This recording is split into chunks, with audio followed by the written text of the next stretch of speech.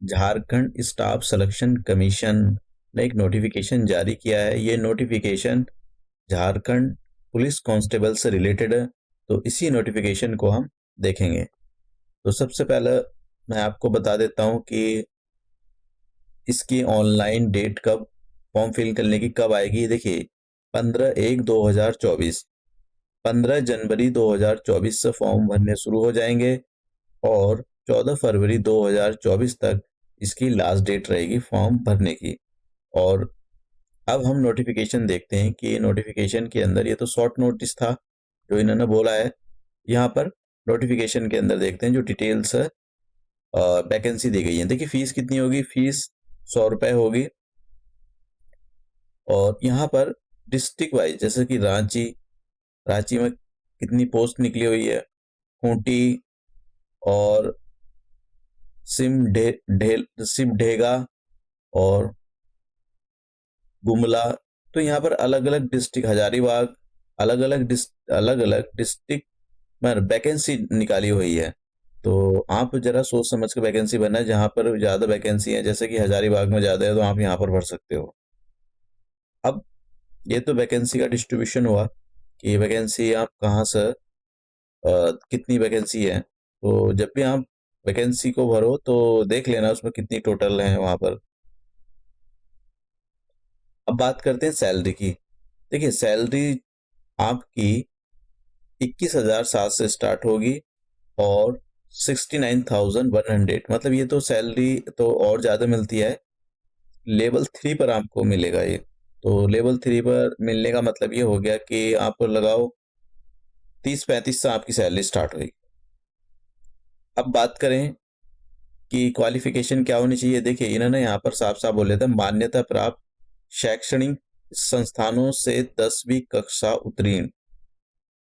कक्षा उत्तीर्ण आप होने चाहिए।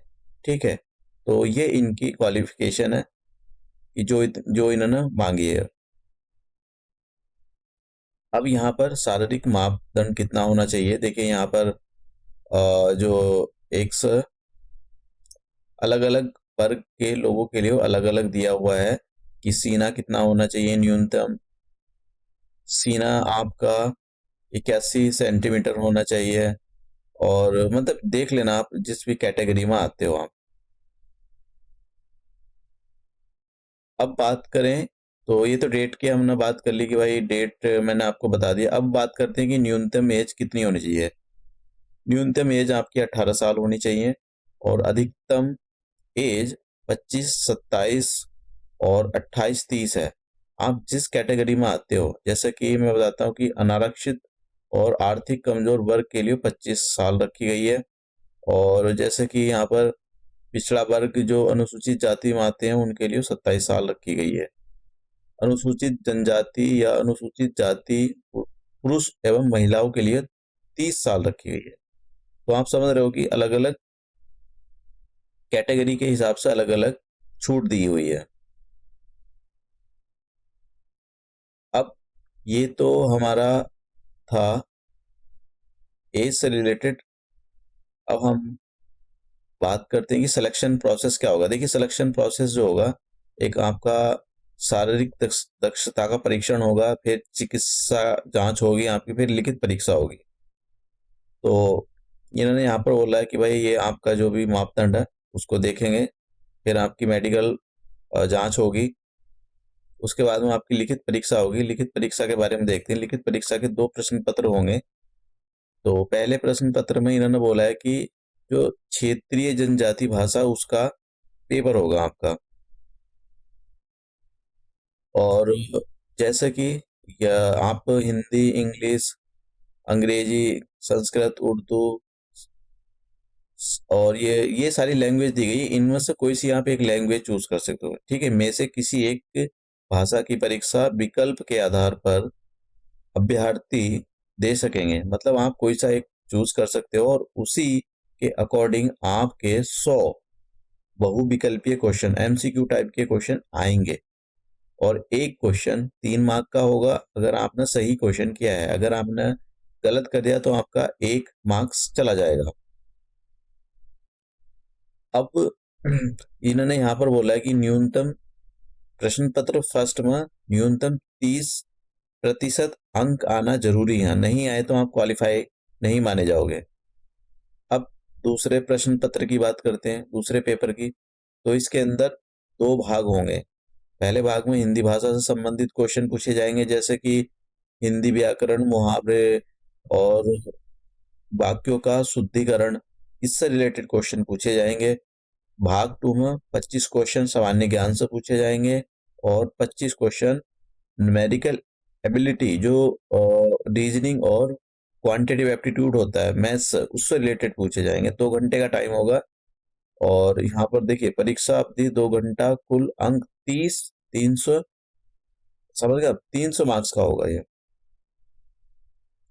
और मैंने बताई दिया, अगर आप एक सही क्वेश्चन करते हो तो 3 मार्क्स आपको मिल जाएंगे, अगर गलत किया तो 1 मार्क्स आपका कट जाएगा। अब देखिए, शारीरिक दक्षता में पुरुषों के लिए 10 किलोमीटर 60 मिनट में दौड़ना पड़ेगा, महिलाओं के लिए 5 किलोमीटर 30 मिनट में दौड़ना पड़ेगा। तो इतना मुश्किल नहीं होता है, 1 घंटे में 10 किलोमीटर आराम के साथ आप दौड़ सकते हो।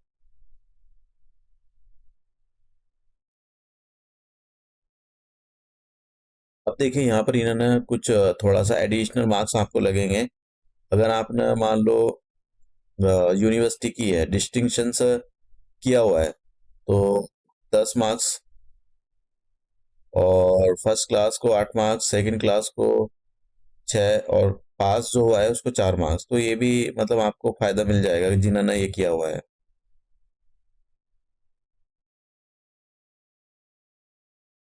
अब हम सिलेबस देख लेते हैं कि सिलेबस सिलेबस क्या होगा। देखिए, इन्होंने यहाँ पर सिलेबस को बहुत ही अच्छे से दिया हुआ है।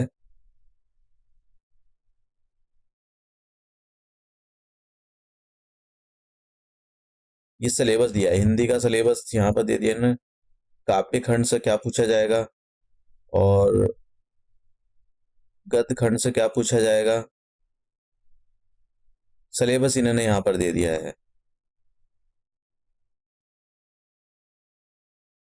ये सिलेबस है, आप इसको एक अच्छे अच्छे से रीड कर लेना एक बार। संस्कृत का सिलेबस यहाँ पर दे दिया इन्होंने कि अगर आप संस्कृत चूज करते हो तो उसका नागपुरी का सिलेबस ये दे दिया है इन्होंने। और उड़िया का सिलेबस दिया हुआ है यहाँ पर कि ये उससे क्या पूछेंगे अगर हमने उड़िया लैंग्वेज को चूज किया है। तो इंग्लिश का सिलेबस यहाँ पर दिया हुआ है कि अगर आपने इंग्लिश का सिलेबस अगर इंग्लिश को चूज किया है तो देखिए क्या पूछेंगे, grammar, adjective, noun, pronoun, verb, subject, verb, synonyms, एंटोनियम्स, idioms, phrases, comprehension, passage, ये सारी चीजें आपसे पूछी जाएंगी। लिटरेचर यहाँ पर जो भी है, लिटरेचर में दे रखा है कि लिटरेचर से क्या क्या पूछा जाएगा। उर्दू का भी सिलेबस दे दिया। तो सिलेबस इन्होंने कंप्रहेंसिवली यहाँ पर दे दिया है। सिलेबस, ये सब सिलेबस ही है, जब भी कोई भी लैंग्वेज चूज करो तो सिलेबस बिल्कुल अच्छे से देख लेना। तो इसके अंदर और तो कुछ नहीं है बताने वाला।